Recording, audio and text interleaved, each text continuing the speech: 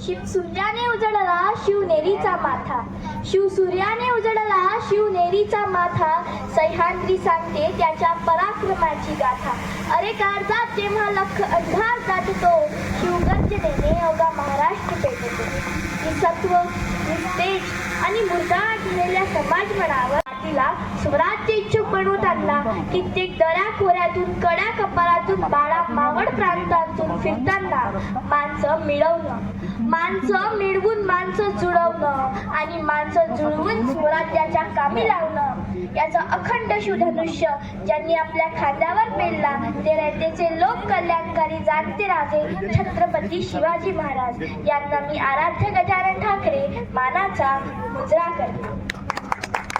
जगाच्या पाठीवरती कित्येक राजे होऊन गेले, पण शून्यातून आपलं रयतेचं लोक कल्याणकारी राज्य स्थापन करताना आपल्या हाडाचं काळं आणि रक्ताचं पाणी करणारा एकमेव राजा म्हणजे छत्रपती शिवाजी महाराज होय. लाख मेले तरी चालतील, पण लाखांचा पोशिंदा जगला पाहिजे असा एक ना अनेक विचार मनात घेऊन यसाजी, बाजी, संताजी, तानाजी सारखे कित्येक मावळे धारातीर्थी पडले. असाच शिवरायांचा एक मावळा होता. पन्हाळ्याच्या पायथ्याशी नेबापूर नावाचं एक गाव आहे. ते नेबापूर नावाच्या गावात एक शिवरायांचा मावळा होता. त्याचं नाव होतं शिवा. काय होतं? शिवा काशीद. नावातच शिवा. बोलणार महाराजांसारखा, चालणार महाराजांसारखा, केस महाराजांसारखे, दाढी महाराजांसारखी व डोक्यात फक्त एकच विचार, जगायचं तर महाराजांसारखं, नाही तर नाही जगायचं. शिवा फक्त दाढी वाढवूनच थांबला नाही, तर त्याने महाराजांसारखे विचार सुद्धा वाढवले. झालं ना, फेब्रुवारीच्या महिन्यात सिद्धीने म्हणजेच सिद्धी जोहरनी पन्हाळ्याला वेढा टाकला. वेढा एवढा कडक की मुंगीला खालून वर जाता येईना आणि वाऱ्याला वरून खाली येता येईना, एवढा कडक बंदोबस्त. सिद्धीचा डाव असा होता की आज ना उद्या पावसाळा लागेल, पाऊस पडेल आणि पाऊस पडल्यावरती पन्हाळ्यावरील धान्य संपेल. अरे पण त्याला काय माहिती, पोटात काही नसलं तरी पाठीचे कणे ताट ठेवतात मावळे, लढतात मावळे, झुंजतात मावळे. आणि तसंच झालं. पन्हाळ्यावरील धान्य संपलं. पण राजाला वाटलं राजा कैद असावा आणि प्रजेलाही जोखमीत टाकावं. महाराज 9 ते 10 महिने पन्हाळ्यावरती कैद होते. या जगातील सर्वात पहिलं लॉकडाऊन तुम्ही आम्ही अनुभवलं नाही, तर ते 350 वर्षापूर्वी माझ्या राजाने अनुभवलं.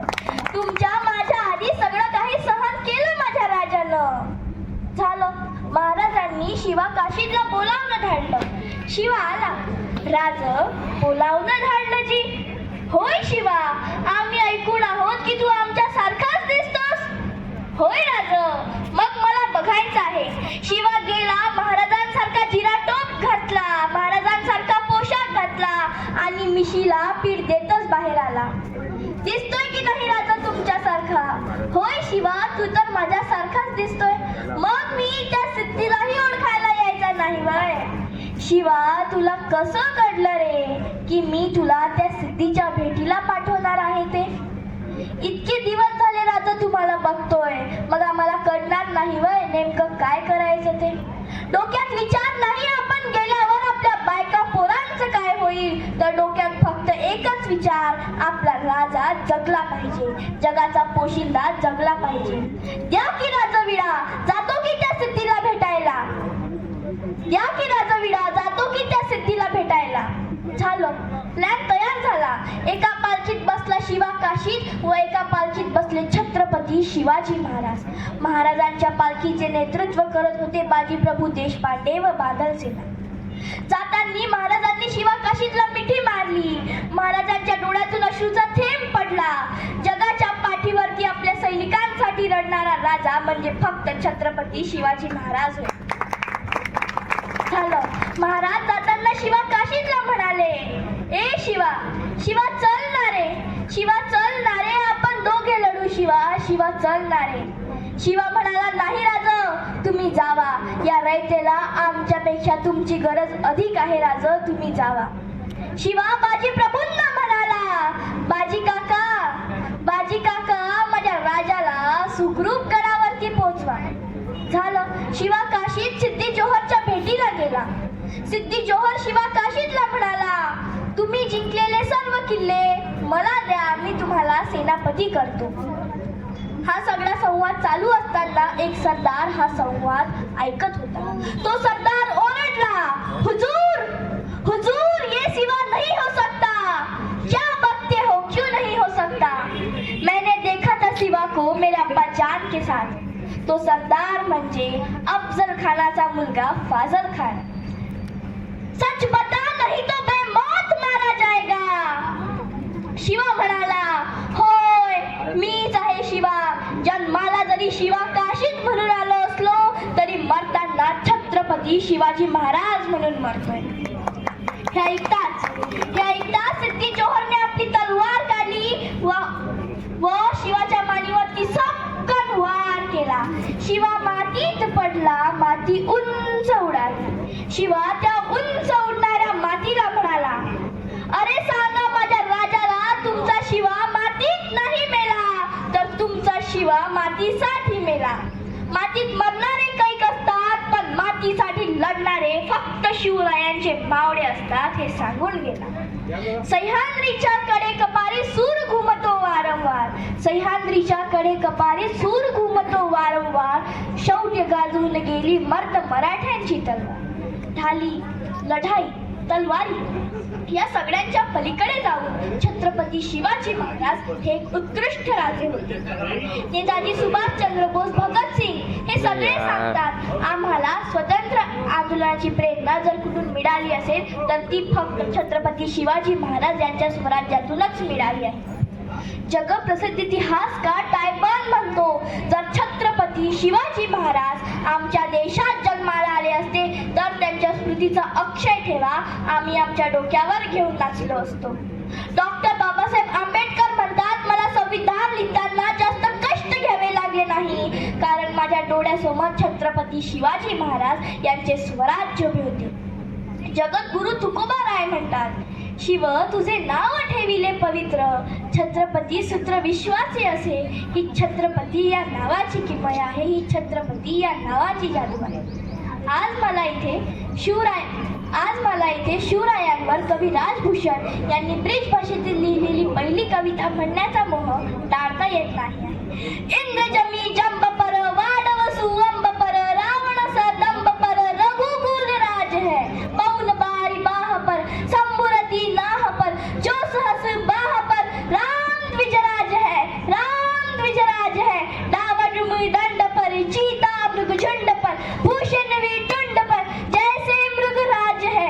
तेजतम अंश पर कानाची मी कंस पर जो मलिच्छ बंस पर शेर शिवराज है. शेर शिवराज है.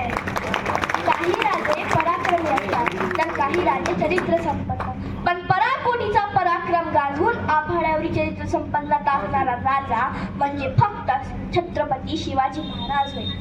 शत्रूकडे डोळे वटारून बघायचे आणि परस्त्रीकडे पापण्या झुकवून बघायचे, ही रीत होती स्वराज्याची. महाराजांनी आपले स्वराज्य उभे करताना कधी कुणाची जात बघितली नाही, कधी कुणाचा धर्म बघितला नाही, कधी कुणाचा पंथ बघितला नाही. महाराजांनी बघितले तर ते फक्त इथल्या माणसांमधील कर्तृत्व.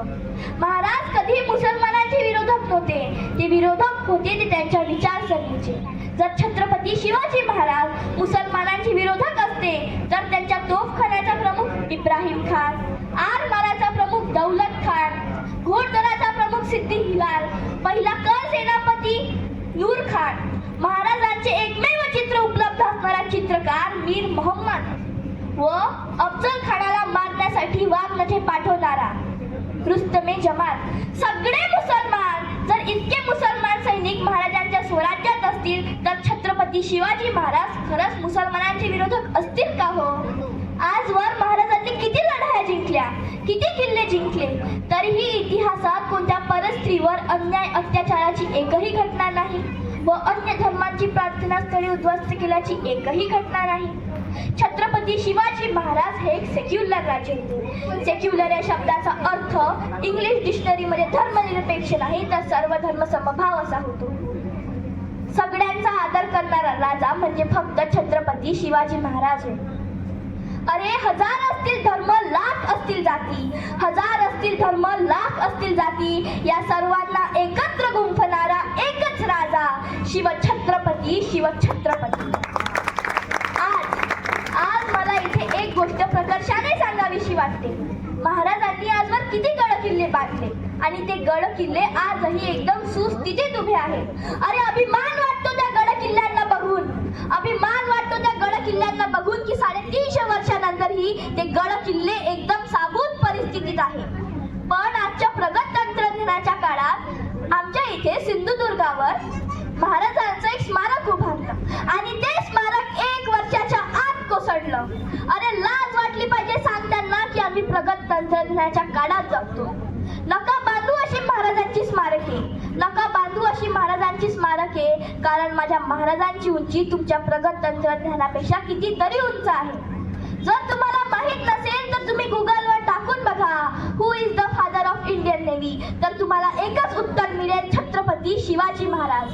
आणि जर तुम्हाला काही करायचंच असेल ना तर एकच करा, छत्रपती शिवाजी महाराजांनी जे बांधलेले गड किल्ले आहे त्यांचं जतन व संवर्धन करा, कारण हेच गड किल्ले आपल्या पुढच्या पिढीला महाराजांचा इतिहास ओढून ओढून सांगतील.